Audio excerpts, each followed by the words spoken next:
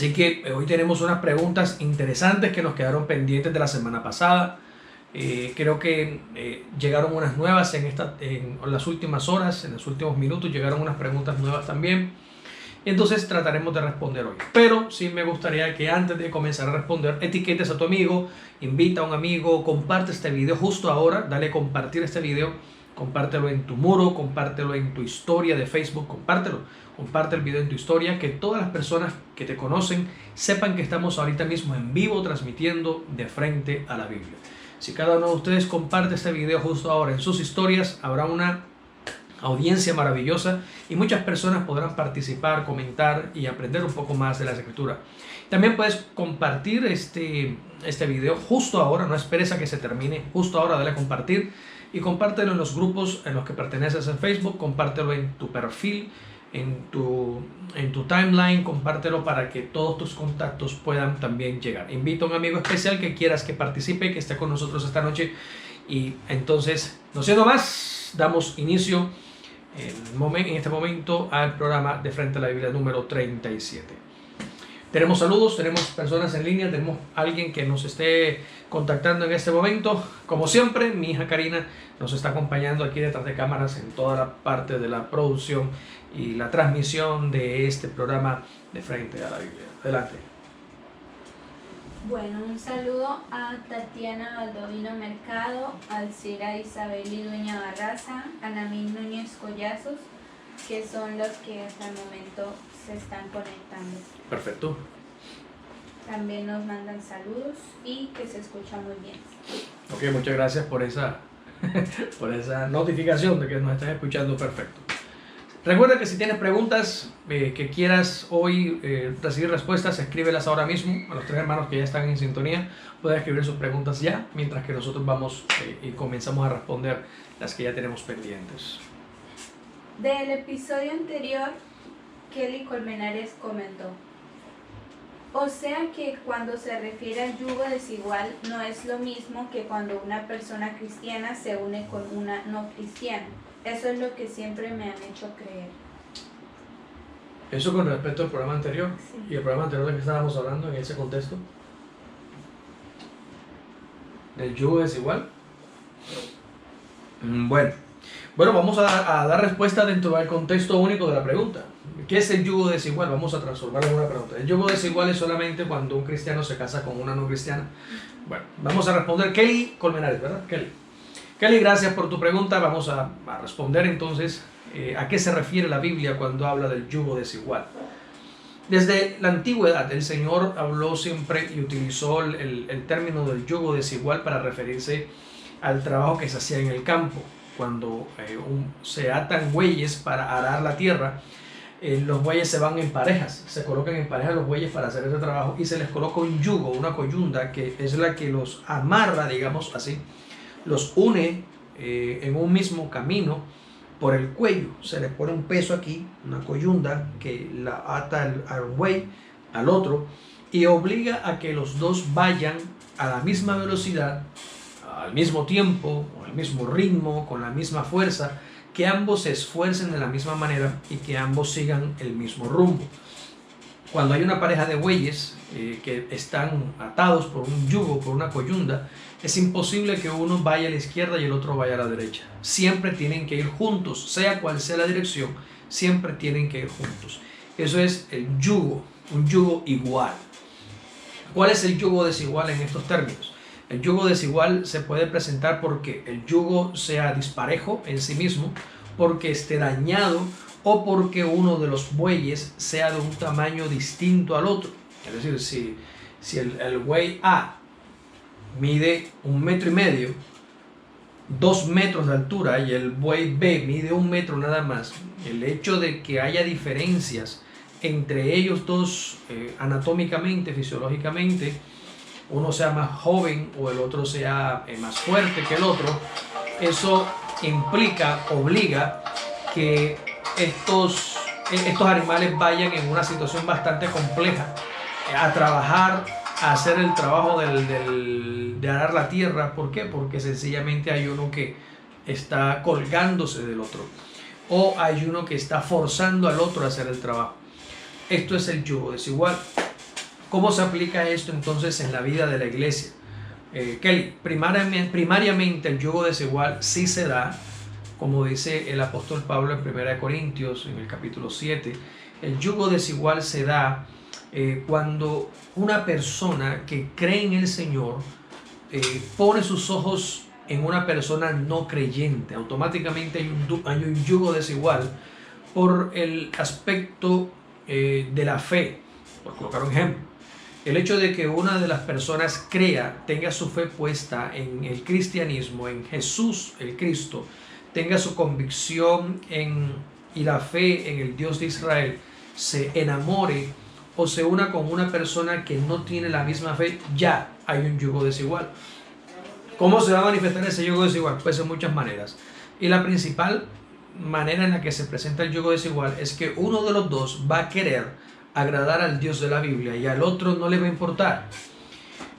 Cuando estas condiciones se dan, en el caso de la mujer, que la mujer sea la creyente y que el hombre sea el no creyente, esta situación se torna un poco más fuerte para la mujer, porque el hombre le va a prohibir, ejemplo, orar, le va a prohibir ir a la iglesia, le va a prohibir tener amigos creyentes, no va a querer que la esposa se congregue, no va a querer que la esposa tenga amigos dentro de la congregación, le va a exigir prácticas que una mujer creyente no hace, como el embriagarse, como el irse a bailar a la discoteca, como el fumar, como el hacer otros actos vergonzosos.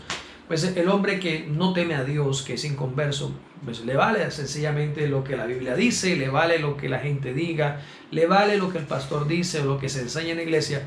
Y entonces esta mujer que es creyente va a terminar por simple naturaleza y por simple obligación del yugo matrimonial sujetándose y sometiéndose a este hombre, que bien puede ser un buen hombre, que bien puede ser una excelente persona, que bien puede ser un gran amigo, etcétera, etcétera, etcétera. Pero eso no quita el hecho de que sea un yugo desigual. ¿Quién sufre más en este caso? Pues cuando es la mujer la que busca al Señor y el hombre no, la que sufre más es la mujer, porque se ve obligada a hacer cosas que al hombre no le gustan, que al hombre no le agradan. Entonces, que a Dios no le agradan, perdón, para satisfacer o para complacer el gusto de su marido. Entonces, si el marido, ejemplo, quiere que vista de X o Y manera, que se maquille de una u otra forma y ella siente no hacerlo, pues sencillamente por el hecho de ser su esposa en un yugo desigual le toca hacerlo para poder agradar a su marido. Es lo que dice la Biblia, que la mujer casada tiene cuidado de las cosas del mundo para agradar a su esposo, a su marido. Pero la mujer soltera tiene cuidado de las cosas del Señor, del Espíritu, del cielo, para agradar a su Dios, a su Señor. Entonces, cuando el caso es inverso, cuando el hombre es creyente y la mujer no lo es, igual es yugo desigual, porque el hombre entonces va a querer agradar a Dios, el hombre va a querer orar, el hombre va a querer consagrar su vida al Señor, el hombre va a querer alejarse del mundo, pero la mujer, que no le importa porque la mujer no cree en el Dios de Israel, esta mujer no tiene temor de Dios, no ama al Señor como debería quizá, no cree en la Biblia porque no la hace, no la lee, no la estudia, no la practica. Entonces ella va a querer, ejemplo, irse el viernes de fiesta, de rumba con sus amigas, y el hombre pues no, porque él es creyente. La mujer va a querer vestirse de una manera indecorosa y el hombre pues él es creyente y la mujer quiere vestirse como una mujer del mundo y la mujer quiere andar y hablar como una mujer del mundo. Entonces en el momento que hay estos conceptos, estas prácticas que se dan por la fe, oiga bien, porque de pronto la mujer no tiene la misma concepción de la fe que tiene el marido, hay un yugo desigual. Entonces generalmente el hombre que es el creyente y la mujer que no lo es, generalmente el hombre accede a que la mujer haga lo que quiere muchas veces, y esto es un error, por causa de no tener discusiones o por causa de no tener pleitos. Entonces el hombre simplemente se dedica a orar, que es lo mismo que hace la mujer cuando su hombre o su marido es el inconverso. ¿Qué quiere el Señor al decirnos no te unas en yugo desigual? Evitarnos este lío. Si tú eres creyente, si tú crees en Jesús, si tienes tu fe puesta en Jesús, si eres una mujer, la recomendación bíblica es que no pongas tus ojos en un hombre que no sea de tu misma fe, que no crea en lo mismo que tú crees, que no comparta lo mismo que tú compartes. porque si lo haces, entras en yugo desigual y no está bien. A Dios no le agrada eso. Lógicamente van a abrir problemas, van a abrir situaciones difíciles que no deberías vivir si hubieras seguido el consejo de Dios. A pesar de que se ame mucho, a pesar de que sea el hombre ideal, a pesar de que sea la última Coca-Cola del desierto, en términos generales, desde el punto de vista bíblico, eso es irrelevante. Lo mismo sucede si el hombre se enamora de una mujer que no es creyente y él sí, pues viene un lío.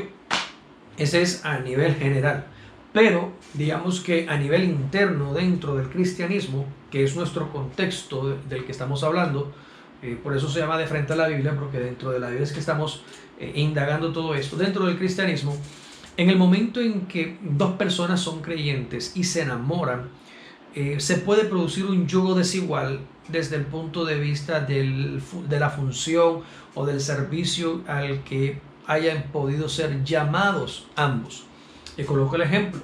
Generalmente vemos una mujer o un hombre que tiene en su corazón un profundo deseo de servirle a Dios. Es creyente, ella o él es creyente, tienen un profundo deseo de servirle a Dios, de rendirle su vida a Dios y de dejarlo todo por causa del Evangelio.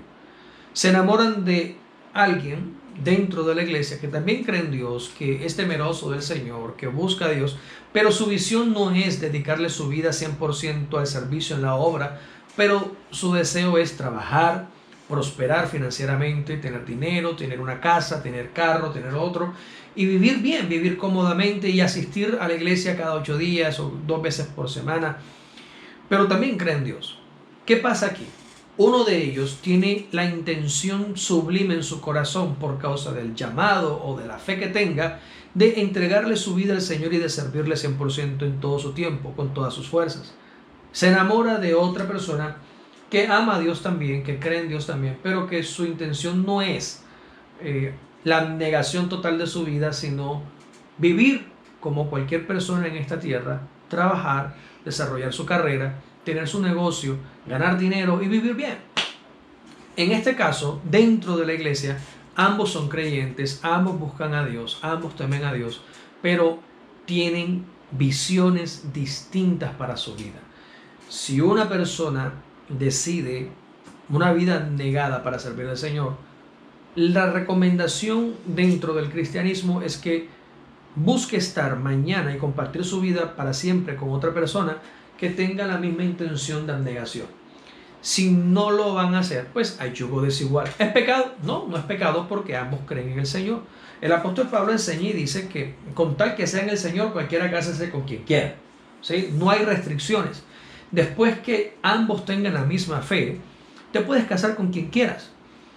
La Biblia no coloca restricciones a la edad, no coloca restricciones a la clase social, no coloca restricciones en nacionalidades, no coloca restricciones absolutas en nada. Quiere decir esto, que una persona mayor puede casarse con una menor, o un mayor con una menor de su edad, no que sea menor de edad en la mayoría de sus países legal, sino que sea que se lleven cualquier cantidad de años de diferencia. No hay restricciones. La única condición para que todo esté bien, esté perfecto, es que en el momento que decidas tener pareja y sea en el cristianismo, en Cristo, la otra persona también crea en Cristo. En ese sentido no hay yugo desigual. Ahorita colocaba el ejemplo de que si ambos tienen visiones distintas, se considera un yugo desigual por causa de la visión que quieren desarrollar. Sin embargo, bíblicamente no hay restricciones. Ejemplo, si yo quiero servir al Señor 100% toda mi vida y darle a los pobres todo lo que tengo y vivir por allá en la selva y predicarle al Señor en un desierto y aislarme de la sociedad porque mi llamado es servirle a Dios allá, y mi esposa quiere vivir en la ciudad y quiere estudiar y quiere ser empresaria, pues el hecho de que ambos creamos en el Señor no va a facilitar las cosas, porque uno de los dos va a tener que ceder al deseo del otro para poder seguir juntos. Entonces, en el caso si ella quiere seguir conmigo, ella quiere vivir en la ciudad, pero yo quiero irme al monte, a la selva, al desierto, a las montañas a predicar. Si ella se casa conmigo y quiere vivir conmigo y compartir su vida conmigo, sencillamente tendrá que renunciar a sus sueños e irse conmigo. O viceversa, si yo quiero seguir con ella y ella está en su posición de no renunciar a sus sueños, pero yo le amo y quiero seguir con ella, entonces me toca a mí renunciar a mis deseos y a mis sueños de servir al Señor para estar con ella en la ciudad. Por eso es un yugo desigual, porque uno tira para un lado y el otro tira para el otro. En conclusión, el yugo desigual bíblicamente se refiere de manera exclusiva al caso de un creyente y una no creyente, o de una mujer creyente y un hombre inconverso que se enamoran y se unen. Ese es yugo desigual. Si hay diferencias de pensamiento, de cultura, de idiomas, etcétera, etcétera, pero ambos creen en el Señor y desean estar juntos, la Biblia dice, bien pueden hacerlo. Gracias, Kelly, por tu pregunta. Espero haber podido responderla y que esté clara la explicación que he dado. Si hay algún comentario, me encantaría leerle ahora o escucharlo. Y si no, pues continuamos a la siguiente pregunta. Tatiana Baldovino Mercado comenta: ¿el yugo desigual también va en la edad? No necesariamente. Como dije ahorita, la Biblia, como estamos de frente a la Biblia, ¿no? Uno puede decir, claro, hay un yugo desigual, porque si es una niña de 20 años y el hombre tiene 60, es un escándalo. Sí, pero es un escándalo a nivel social, a nivel cultural, digámoslo así. Nosotros aquí en el occidente tenemos estigmatizado el amor o las relaciones interpersonales muy dependientes de la edad. Entonces, si vemos a un hombre, ejemplo, de 70 años con una niña de 20, una chica de 20, uno dice, uy, que están locos. Pero ¿quién puede juzgar eso? Nadie lo puede juzgar. La Biblia no lo hace, Dios no lo hace. O viceversa, vemos a una mujer de 60 años con un hombre de 40, de 30, y decimos, ¿pero por qué? Eso no está bien, es yugo desigual. Pues no es yugo desigual. La Biblia no dice que ese sea el yugo desigual. Esto es un asunto más cultural.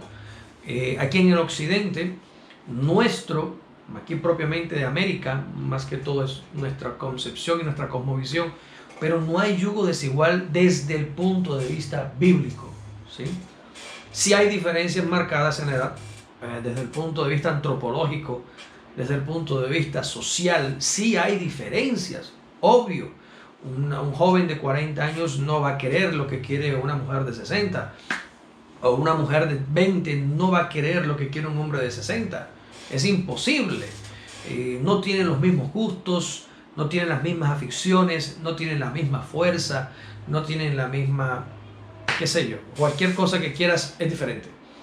Pero estas son diferencias antropológicas, son diferencias sociales, son diferencias psicológicas quizá, de crianza, generacionales. Pero de frente a la Biblia en ningún momento menciona la edad como un yugo desigual. Lo único que el Señor pide o dice a través del Consejo Apostólico es que te puedes unir con quien tú quieras, con tal que sea en el Señor. Ese es el punto. Gracias, Tatiana, por tu comentario. Alex Pérez comenta: buenas noches, bendiciones. También a Cira Ligüeña nos están saludando, y Virginia Banquet. Saludos a todos. La siguiente pregunta también es del programa anterior y la hace Sandra Blanco. Bueno, son varias preguntas en realidad. Le voy a leer todo el mensaje. Dice: en el capítulo 10 del libro de Esdras dice que el pueblo arrepentido hizo pacto con Elohim para expulsar a todas las mujeres y los nacidos de ellas, pero realmente lo hicieron porque la escritura no lo confirma. Y luego en Nehemías capítulo 13 versículos 25 al 31, él les vuelve a reconvenir por esto. Les tocaba hacerlo, era para todo el pueblo de Israel. Tiene que ver con lo que está escrito en 2 Corintios capítulo 6 versos 14 al 18, y se ha enseñado en la iglesia sobre el yugo desigual. Y el complemento. Qué pena, sé que ya me respondió, pero me saltaron todas estas dudas. Gracias. Espero su respuesta. Gracias, hermana Sandra, por la pregunta. Sí, efectivamente, la semana pasada te di la respuesta a este tema. Las preguntas que tienes son justas y tú misma te las respondes en el momento que dice en la Biblia, no dice más al respecto. Desde ese punto, hermana Sandra, yo tampoco puedo decir más nada, porque lo único que puedo decir es lo que la Biblia dice, y realmente la Biblia no dice más nada al respecto. Habla del pacto que ellos hicieron con Elohim, habla luego de que Elohim les reconvino porque no lo habían hecho, pero si lo hicieron o no, pues la Biblia no lo dice. Era para todo Israel, sí. Desde el principio Dios le dijo a Israel que a todas las tribus les dijo que no se unieran con mujeres extranjeras. Eso fue la orden. Lamentablemente el primero que comenzó el desorden en este sentido fue Salomón, que tuvo más de 1000 mujeres y concubinas. Y de todas partes. Salomón fue el hombre por excelencia que desobedeció esta ordenanza, pero era el rey. No digo pero era el rey para excusarlo, sino que digo pero era el rey, lo que le permitió de alguna forma que Dios pasara por alto su rebelión, debido a que sobre él estaba la unción del Señor como rey. Si lo quitaba, si quitaba a Salomón, entonces tendría que incumplir la promesa que le había hecho a David de siempre tener a su hijo en el reino y de darle paz en todos sus días. Así que Dios no podía pasar por alto su palabra, y entonces toleró, aguantó el asunto. Pero cuando Salomón murió, vino la consecuencia, y es que Dios partió el reino por causa de esta temeridad de Salomón. Entonces la ordenanza de no estar con una mujer que no fuera del pueblo de Dios es la orden de Dios para toda la nación de Israel. De igual forma es la misma orden de Dios para la iglesia. Busca el marido que quieras, el que sea, joven, viejo, arrugado, pobre, rico, con dones, sin dones, con ministerios o sin ministerios, no importa, busca el que quieras. Lo único es que debe ser creyente. Y tú, joven, cásate con quien quieras, vieja, arrugada, joven, 90, 60, 90, en la llevadera absoluta, quebrada o con mucho dinero, no importa. Cásate con quien quieras, después que esta mujer sea creyente en Cristo Jesús. Es la misma ordenanza. Israel no lo hizo, llevó su consecuencia, y cuando la iglesia no lo hace, pues lleva su consecuencia también. Gracias, hermana Sandra, por tu pregunta, y de frente a la Biblia no puedo decir más nada. Adelante. La siguiente pregunta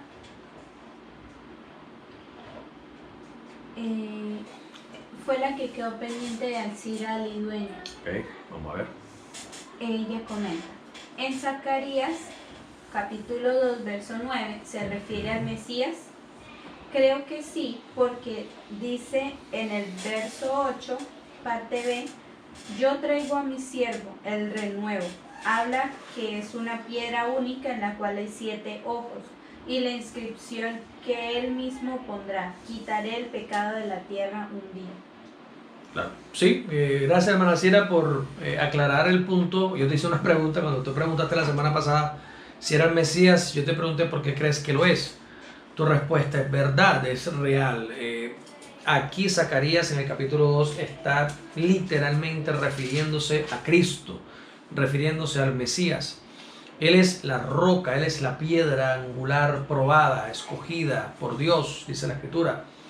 Y esta roca probada, eterna, preciosa, que es anunciada por el profeta Isaías también, hace referencia solamente al Dios de Israel. Este es Jesús. Y entonces cuando cierra este pasaje diciendo que Él quitará el pecado de la humanidad en un día, o un día quitará el pecado de la humanidad, pues la única forma en la que eso sea es a través del perdón, el cual solamente puede ser otorgado mediante el derramamiento de la sangre del corderito que Dios preparó desde antes de la fundación del mundo para derramar su sangre por toda la humanidad. Por consiguiente, Zacarías en este pasaje efectivamente se refiere al Mesías, a Cristo Jesús. Gracias, hermana Sira, por tu aporte y por la deducción que has presentado para todos nosotros esta noche. Adelante, ¿tenemos algún comentario, alguna pregunta? Recuerda que puedes comentar, puedes debatir. Si no estás de acuerdo con lo que estoy diciendo, si quieres opinar algo diferente, te invito a que lo hagas. Escríbelo, manda un audio, no sé, puedes escribirlo, puedes comentar y puedes debatir. Siempre les he dicho que no pretendo tener la respuesta absoluta para todo, sino presentar con argumentos bíblicos una respuesta que llene de alguna manera las expectativas de cada interrogante que nos presentan en la noche del programa. Adelante. Bueno, Sandra escribe, amén, gracias apóstol por su respuesta.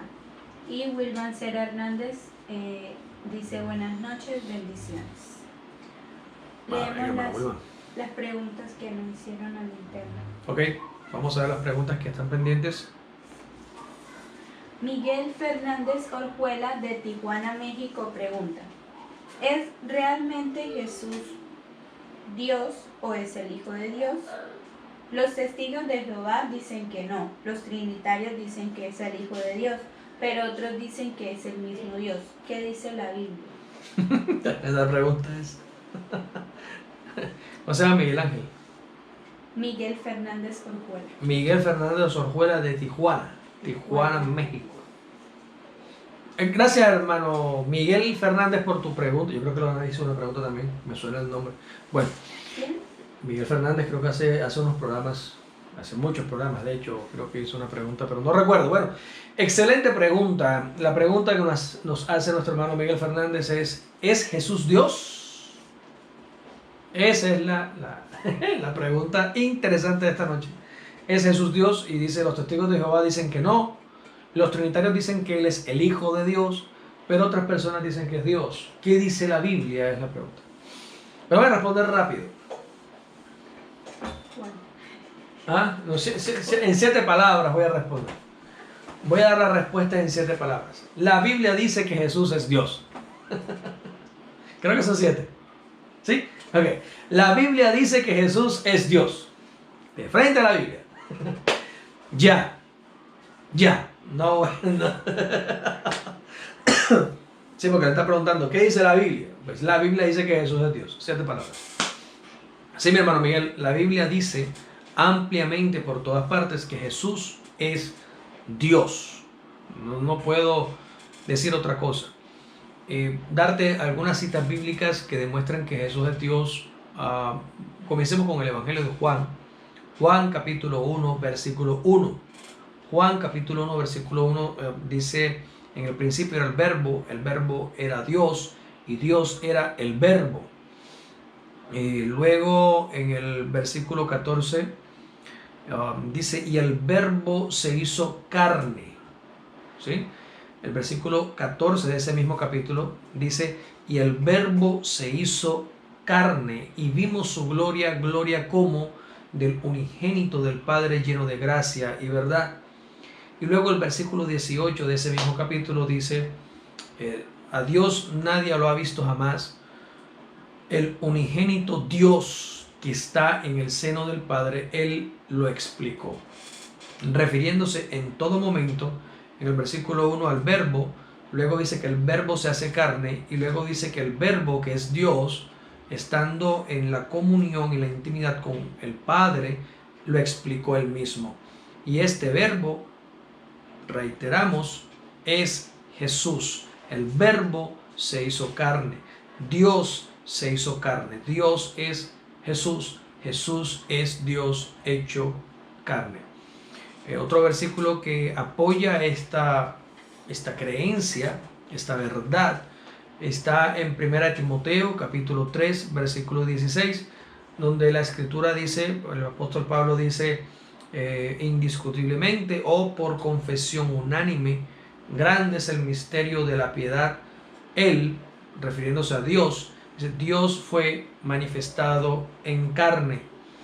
Y entonces da algunos aspectos importantes que se cumplieron exclusivamente en Jesús, como los siguientes. Dice que fue justificado en el Espíritu, fue visto de los ángeles, fue predicado en el mundo,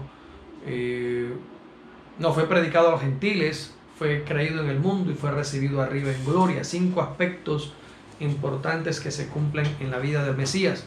Filipenses capítulo 2, versículo 4 en adelante dice: haya pues en vosotros, hermanos, este mismo sentir que hubo también en el Mesías Jesús, o en el Cristo Jesús, el cual siendo en forma de Dios, o siendo como Dios, no lo tuvo como algo a que aferrarse, sino que se vació o se despojó a sí mismo, haciéndose, humillándose y haciéndose obediente hasta la muerte, dice la Escritura, y se humilló más cada día. Habitó entre nosotros, y luego dice, por lo cual, en el versículo 6 en adelante dice, por lo cual Dios lo exaltó también y le dio un nombre que es sobre todo nombre. Primera de Juan capítulo 5 versículo 20 dice que Cristo Jesús es el único Dios verdadero.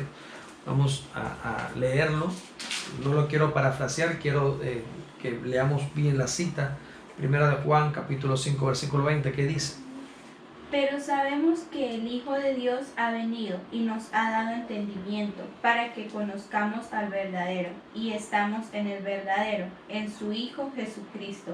Este es el verdadero Dios y la vida eterna. Entonces aquí vemos, hermano Miguel, las frases y las palabras que por muchos siglos han confundido a muchas personas cuando hablan de Jesús como el Hijo de Dios. Y dicen, no, Él es el Hijo. No, pero no es Dios, porque el Padre es el Padre y nadie ha dicho que el Padre o el Hijo sean el mismo. Estamos hablando de quién es Dios. Y Dios es, como dice Juan capítulo 1 versículo 1, el Verbo. El Verbo era Dios y Dios era el Verbo y el Verbo estaba con Dios. Generalmente nuestra cultura entiende que Dios es el Padre y que Jesús es el Hijo de Dios, por consiguiente es el Hijo del Padre. Eso pone por debajo en jerarquía y pone por debajo en esencia a Jesús. Eso es un craso error que la mayoría de las religiones y de las confesiones cristianas modernas tiene. Quitarle el lugar al Hijo de Dios como Dios mismo es un error garrafal. Tenemos que decir entonces que Jesús es Hijo y también es Dios, con el mismo poder, con la misma gloria y con la misma autoridad. ¿Cómo me atrevo a decir eso? Porque Jesús lo dijo. Juan capítulo 17 dice: glorifícame, Padre, con la misma gloria que tuve contigo antes que el mundo fuera. Es decir, ambos, el Verbo, cuando estaba en su naturaleza divina, en su eternidad, tenía la misma gloria, tenía la misma honra, tenía el mismo poder de Elohim, porque el Verbo hace parte de Elohim. Cuando el Verbo se hace carne y entra en un cuerpo de semejanza humana o de semejanza a los hombres, pierde de alguna manera esa gloria, porque ahora tiene una apariencia humana. Pierde esa gloria, pierde esa autonomía, la pierde porque Él viene en un sentido para revelarnos a nosotros el carácter de Él mismo como un Padre. Por eso es el Hijo. Por eso hay que aclarar que el Hijo de Dios no es eterno. El Hijo de Dios nació y murió. Esto es una idea real que la mayoría de la iglesia cristiana evangélica moderna refuta, rebate y no quiere aceptar. Jesús no es eterno. Jesús nació de María y Jesús murió en la cruz del Calvario. Él nunca fue eterno. ¿Quién es eterno? El Verbo. El Verbo sí ha preexistido desde siempre. En el principio era el Verbo, y el Verbo era Dios, y Dios era el Verbo. El Verbo se hace carne, y cuando se hace carne y viene a la tierra a través de María, en un cuerpo que fue preparado por Dios en el cielo, un cuerpo genéticamente diseñado para poder vivir en esta tierra sin pecar y resistir el juicio en la cruz. Ese cuerpo de semejanza humana, en ese cuerpo el Verbo se metió y ahora allí nació Jesús. Llamarán su nombre Emmanuel, que traducido es Dios con nosotros. Ese Jesús nació, creció, sintió hambre, sintió sueño, sintió tristeza, sintió angustia, sintió alegría, sintió dolor, sintió terror y murió en la cruz del Calvario. Por tanto, Jesús no es eterno. Él nació y murió. Y luego resucitó, que es diferente. Resucitó. Y hoy gobierna, el Verbo dentro de él, que es el mismo Dios, gobierna en el trono de Dios en los cielos. Entonces hay que entender, hermano Miguel, que el Hijo de Dios nace en la tierra. Pero antes de nacer no existía el Hijo como tal. Existía el Verbo, era Dios mismo en una gloria poderosa y terrible como el gran yo soy, como el yo soy. ¿Qué más puedo decir? Bueno, miles de cosas puedo decir ahora, pero no puedo alargarme más con esta respuesta. Como te digo, hermano Miguel, la respuesta práctica y sencilla es, en 7 palabras, la Biblia dice que Jesús es Dios. Eso es lo que dice la Biblia. Y pues, si hay alguna interrogante o alguna inquietud, alguna duda que haya quedado al respecto, puedes escribirla y trataré de responderla en otro video, trataré de explicarla, trataré de sustentarla más con todos los textos del Viejo Pacto, con todos los textos del Nuevo Pacto, en donde demuestra el mismo Señor Jesús que Él es yo soy. Gracias por tu pregunta, Miguel, y continuamos. Sigamos adelante. La siguiente pregunta la hace Astrid Miranda desde Piura, Perú. Ella pregunta, ¿cómo se puede ir al cielo? Yo siempre he creído que siendo buena puedo llegar, pero ¿es esto cierto? Si vamos a vivir en el cielo, ¿qué dice la Biblia? Astrid se llama. Astrid, de Piura, Perú. Astrid de Piura, Perú. Gracias, Astrid, por tu pregunta. Interesante pregunta también. Bueno, ¿qué dice la Biblia acerca de si vamos a vivir en el cielo? Voy a responder con una sola palabra. Nada. La Biblia no dice nada absolutamente de que nosotros vamos a vivir en el cielo. En ninguna parte está escrito que nosotros vamos a ir al cielo a vivir con Dios. En ninguna parte. Eso es una muy linda creencia y es una muy bonita filosofía cristiana. Pero de frente a la Biblia no hay un solo verso bíblico que diga que nosotros, los que creemos en Jesús, vamos a ir a vivir nuestra eternidad en el cielo. En ninguna parte. No existe. ¿Qué puedo agregar? Jesús sí habló y sí ha prometido estar con Él en un lugar llamado paraíso. Nunca dijo cielo, dijo paraíso. En el Evangelio de Lucas, en el capítulo 24, cuando Jesús está en la cruz del Calvario muriendo junto con los 2 malhechores, a uno de ellos le dice, de cierto te digo que hoy estarás conmigo en el paraíso. Creo que es el versículo 26. Lucas capítulo 24. Creo que es el verso 26. Si no, pues está por ahí. 23. ¿Qué dice? Lucas capítulo 24, versículo 23. No, capítulo 23. Capítulo 23. Verso 43. Verso 43. Sí, tenían invertidos entonces los números.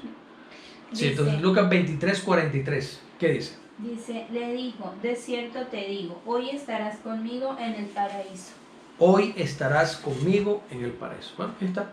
Es lo que la Biblia dice, que cuando los muertos en Cristo mueren, más bien, cuando los vivos en Cristo mueren, van a ir con Él al paraíso. Alguien dice, bueno, el paraíso es el cielo.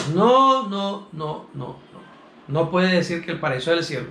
Porque la Biblia ampliamente, cuando se refiere al cielo, utiliza la palabra Uranos. Usted no sabía. Uranos significa cielo en griego. Utiliza ampliamente la palabra Uranos para referirse al cielo.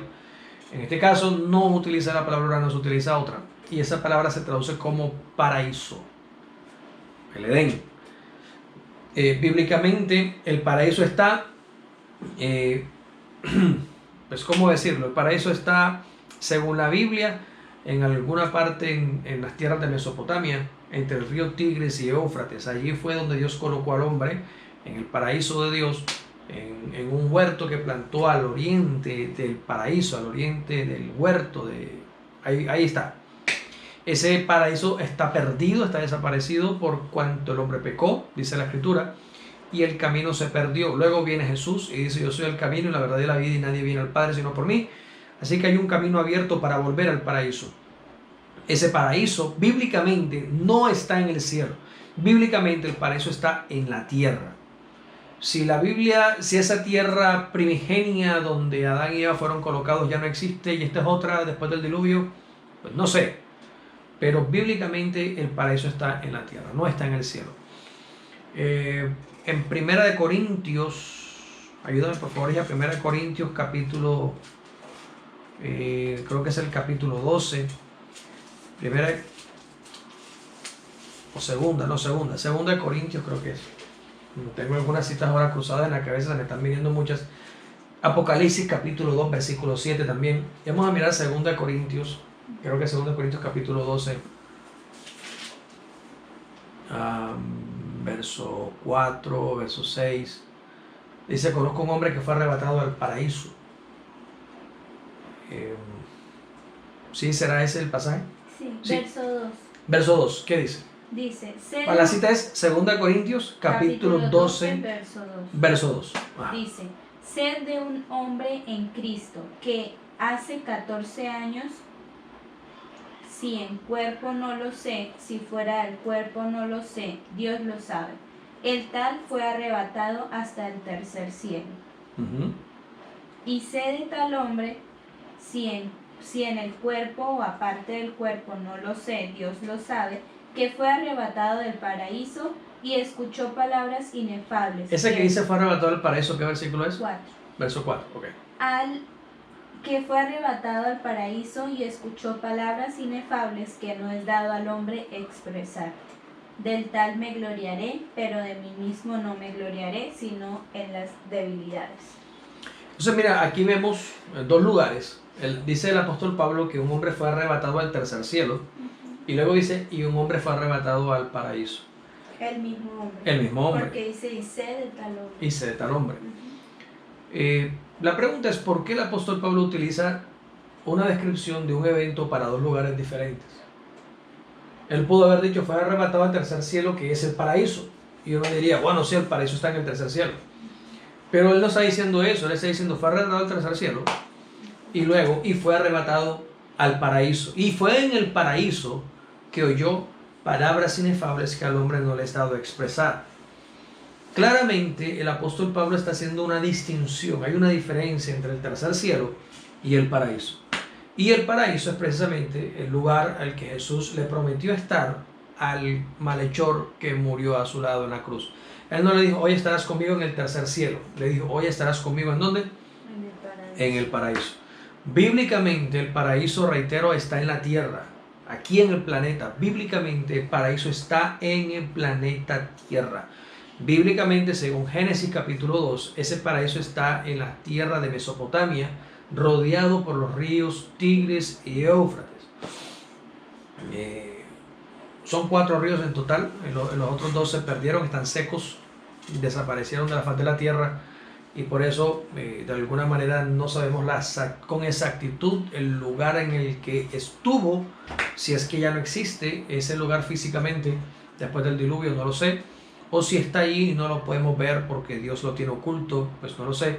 Pero la Biblia, vuelvo y reitero, cualquier cosa que yo diga por fuera de esto es especulación pura.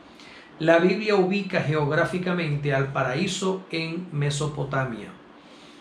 Apocalipsis capítulo 2, versículo 7, hace mención también, si no estoy mal, del paraíso. Vamos a ver qué dice Apocalipsis 2, 7.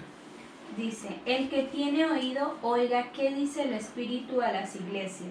Al que vence, le daré a comer del árbol de la vida que está en el paraíso de Dios.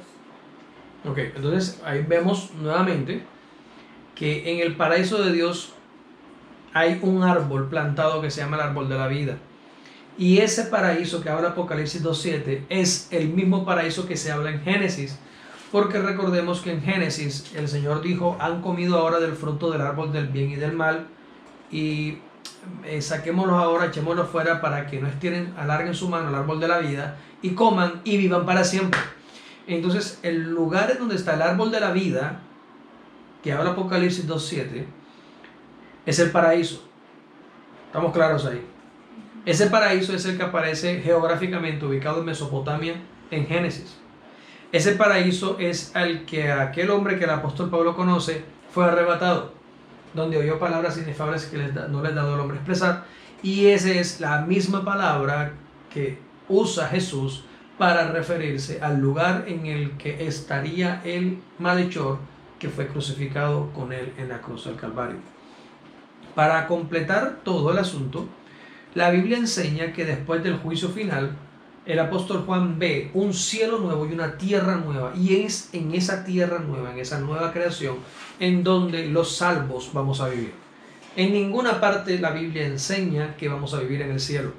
Eso ha sido por siglos una hermosa historieta, pero no tiene fundamento ni sustento bíblico en lo absoluto. Amén. Si tienes algo que decir, escríbelo. Si no te gusta la respuesta, escríbelo. Si te parece que estoy diciendo cosas erradas, escríbelo. Si apoyas lo que estoy diciendo bíblicamente, escríbelo. Eso sí, lo que le voy a pedir a los oyentes y a los que puedan escribir a favor o en contra de mis respuestas, que cuando escriban lo hagan con sustentos bíblicos. Demuestren sus posturas y demuestren sus pensamientos y sus ideas de frente a la Biblia. No digo más. Nos quedan 4 minutos. ¿4? No. ¿Qué hora es? Son las 8:52. Ah, bueno, quedan 8 minutos. ¿Hay algún comentario, alguna otra observación? Nos queda una última pregunta de las que están pendientes. Ok.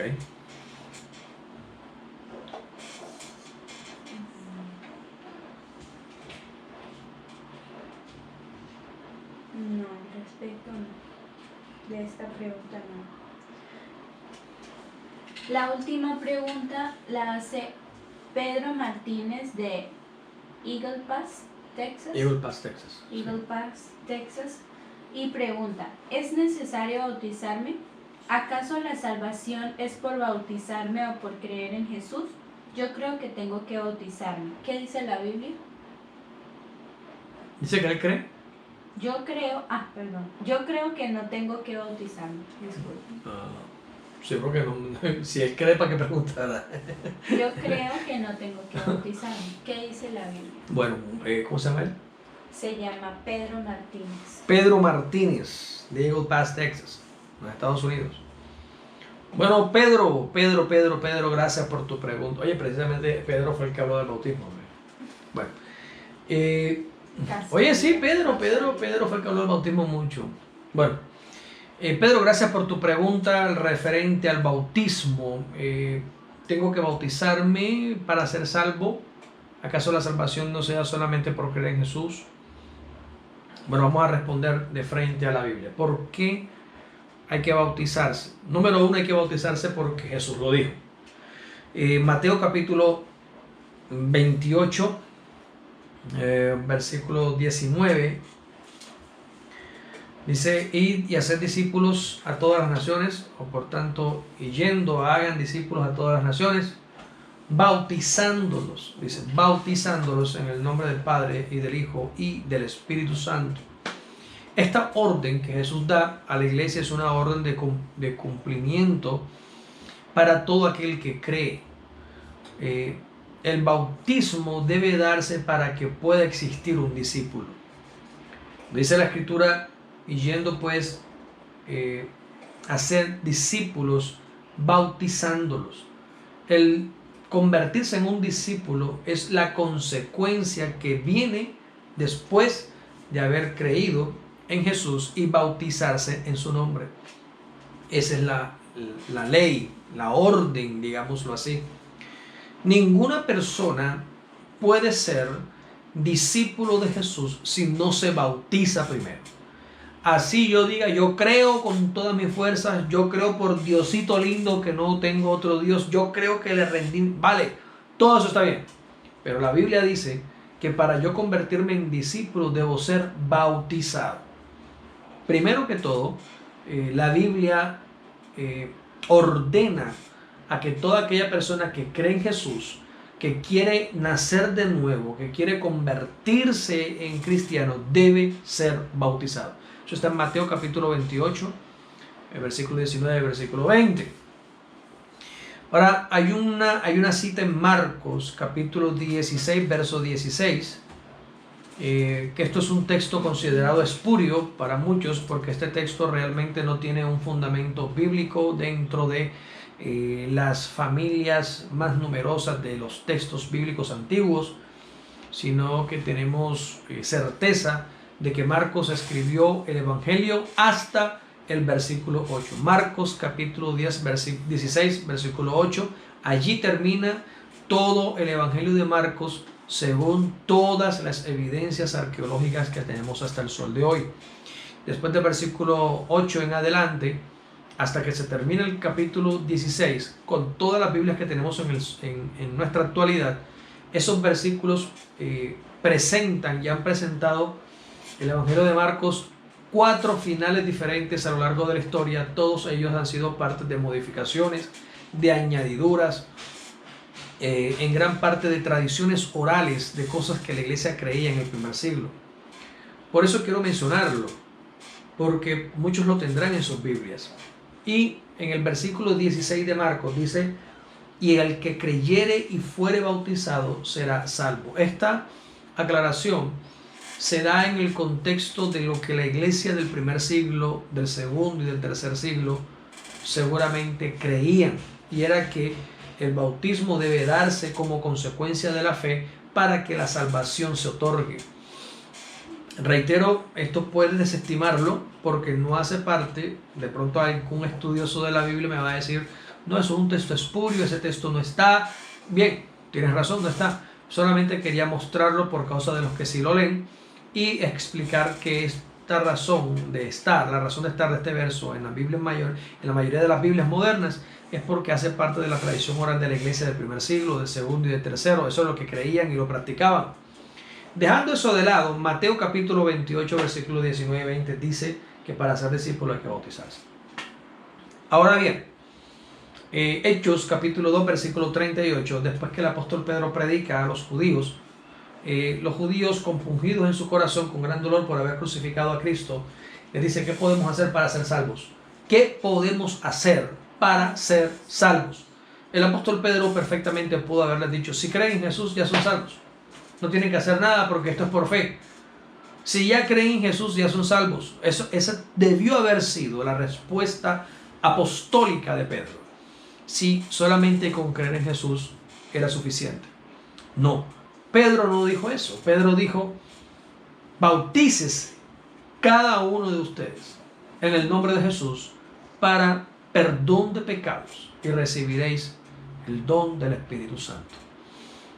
Entonces, en el primer discurso de Pedro, después de haber sido lleno del Espíritu Santo, más de 3,000 judíos se convirtieron, ¿sí? Ese día, por la predicación. Y lo que Pedro les dice en ese avivamiento evangelístico tan tremendo, cuando ellos les dijeron: ¿qué tenemos que hacer para ser salvos?, Pedro hubiera bien podido decir: no tienen que hacer nada, Jesús ya lo hizo todo en la cruz, solo crean en Él, hagan una oración de fe conmigo y listo, están listos para irse al cielo. Pedro pudo haber dicho eso. Él no dijo eso. Él dijo: si creen que deben ser salvos, si están arrepentidos por haber crucificado al Mesías, lo que tienen que hacer ahora es bautizarse en aguas en su nombre. Bautícese cada uno de ustedes en el nombre de Jesús, y cuando se bauticen recibirán el perdón de los pecados. Entonces, hermano Pedro, bíblicamente la ordenanza de Jesús fue que para convertirse en discípulo de Cristo había que bautizarse en aguas, y el ejemplo apostólico es que hay que bautizarse para perdón de pecados. Está en Hechos capítulo 2, verso 38. Yo he entendido esto de una forma más simple, digamos, o muy simple, digamos. Más simple que la Biblia no puede haber nada. Eso, pues sí, sería atrevido yo decir que lo entiendo de una forma más simple, sino como para explicarlo mejor en nuestros términos hoy en día. Es como cuando se tiene un contrato que dice que la casa es suya. Ese contrato no vale nada si no tiene el sello del notario, el sello del juez que dice que eso es suyo. No vale. Es como tener un cheque de $1.000.000 y no estar respaldado por la firma del dueño de la cuenta. Puedes hacer un avión con ese cheque, puedes hacer origami, puedes hacer lo que tú quieras. Puedes decir que tienes $1.000.000, no tienes nada. Yo he entendido, por la experiencia y por el estudio de la Biblia, que la salvación es similar, es un bono, es un tiquete que el Señor le da a todo aquel que lo quiere recibir. Pero cuando lo recibes, necesitas que el juez lo selle, necesitas que el juez le ponga el aval, le diga es verdad, yo respaldo esto. Y eso, en los términos de la fe, solamente sucede en el bautismo en aguas. Tengo que bautizarme para que esa salvación que he recibido, ese bono gratis que he recibido de salvación, tenga validez. Si no, no va a valer nada. Puedes creer lo que quieras. Puedes decir que tienes la fe más grande del mundo para mover montañas. Está bien. Pero si esa fe tan gigante que mueve montañas no te alcanza para creer lo que dice la Biblia, que tienes que bautizarte, entonces quiero decirte que tu fe no vale nada tampoco. Es una fe muerta. Basura. La fe del creyente, la más pequeñita fe que pueda tener un creyente, le debe alcanzar para creer lo que está escrito. Que está escrito que debo bautizarme para ser discípulo y que debo bautizarme para nacer de nuevo. Eso se lo dijo a Nicodemo también, pero hablaré de eso en otra ocasión. Alguien me puede decir, bueno, y el que estaba en la cruz del Calvario, usted dijo ahorita que había un preso en la cruz del Calvario, que ese no se bautizó y por qué se fue al paraíso. Pues ese se bautizó y ya yo hice un video de esta pregunta. Ahorita cuando subamos en YouTube, puedes ver este video y cuando lo subamos voy a dejar la etiqueta del video donde explico por qué el preso que estaba o el malhechor que estaba crucificado al lado de Jesús sí se bautizó. Vas a quedar en shock. Pero lo que la iglesia cristiana ha enseñado por muchos años de que esta persona bien no se bautizó y muy bien que salvo fue, pues quiero decirte que están equivocados completamente. Como la diferencia de la verdad es como decir que la luciérnaga alumbra lo mismo que el sol. No, están muy errados. El hombre que estaba en la cruz del Calvario junto con Jesús sí se bautizó y la Biblia lo demuestra y te lo puedo demostrar, ya lo demostré, está en un video que ya subí en días anteriores, en programas anteriores está acerca del bautismo. Cuando edite el video voy a colocar la tarjetita de presentación aquí arriba del video, la tarjetita de información, perdón, del video, para que puedas verlo y puedas mirar qué dice la Biblia acerca del bautismo del malhechor que estaba crucificado al lado de Jesús. Él también fue bautizado, sin el bautismo no hubiera podido entrar al paraíso.